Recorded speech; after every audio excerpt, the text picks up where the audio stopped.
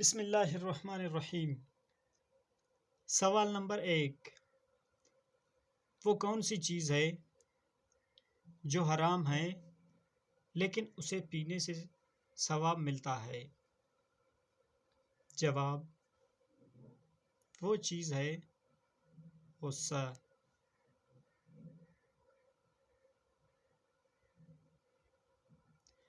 सवाल नंबर 2।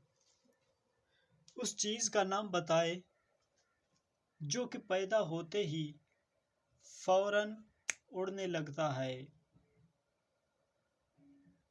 जवाब, वो है धुआं।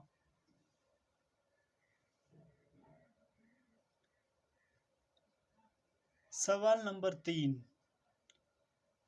वो कौन सी चीज़ है जो सुबह को सब्ज, दोपहर को काली, शाम को नीली और रात को सफ़ेद हो जाती है?